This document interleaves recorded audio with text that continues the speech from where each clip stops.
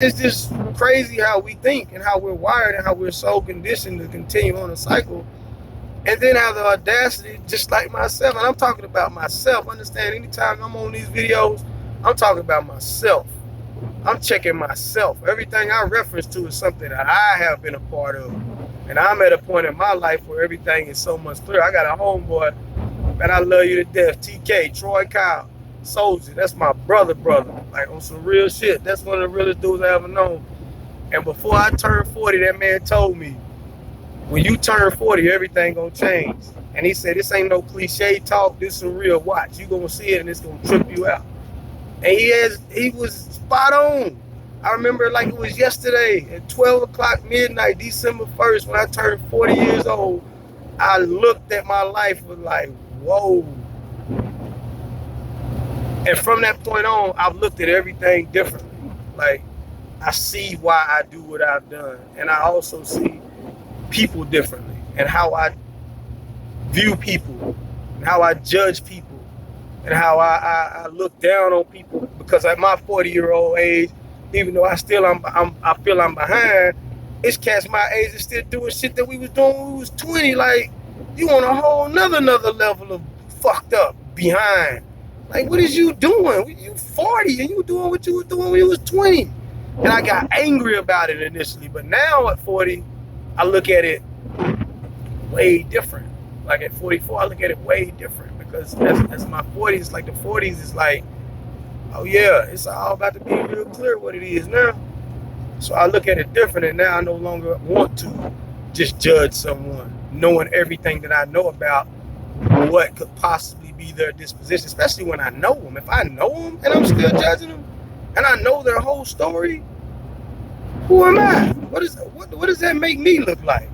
Like, what type of person am I if I can look at a man knowing their story and still judge them for their disposition because I think of it as simple as they being lazy or they're not putting forth the effort just because I was able to? No, man, that's foolish thinking. Everybody wasn't blessed to be as strong as your mental state is, or your will is, or your drive is, or your ambition is. Everybody isn't gifted to be that way. That's not for everybody. And if you call yourself a king, then how you can't deal with your people accordingly? That's all your people. That's anybody you come in contact. You create a kingdom. You can create a kingdom. That's the beauty of the life that we live in now, the world that we live in now. You get up off your ass, you get your grind behind you, you get your spirit, your mind, and your knowledge behind you, and you put a game plan together to uplift, inspire, motivate, empower, financially secure the people in your circle. That's a kingdom, player. That's how you build a king. That's why I claim king, because that's what I'm doing. I'm creating a kingdom. But in doing so, all of it comes with it. You can't just be this bad bitch with your chest out showing all your pictures of how you a vegan and you all ripped up and buffed up. You mentally on a whole nother level and you ain't got the weakest link on point to where they understand their purpose and their role, and you understand their purpose and their role, and you don't judge them for it. You uplift them.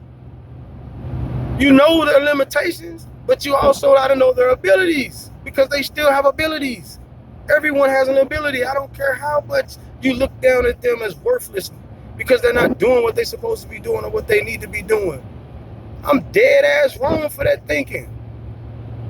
So, in ending all of this, every day from this point forward, I'm going to look at everyone that I come in contact with, every black person that I come in contact with, every junkie, every lame, every square, every peon.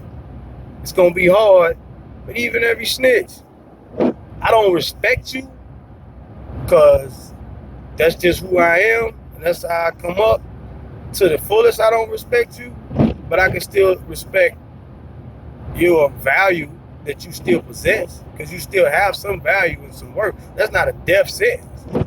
But like, if you did, like, as far as the streets go, yeah, like the G code and all of that, yeah, your name is shit. Ain't nothing you could do about that. But the real world isn't just predicated on what happens in the streets. The real world doesn't know about the G code, doesn't care about the G code. It ain't got shit to do with the G code. So if you was just, that's why it's so easy for a kid who come up don't know nothing about it. Oh yeah, I'm snitching off top because they don't know that. They don't know that that's not the thing to do.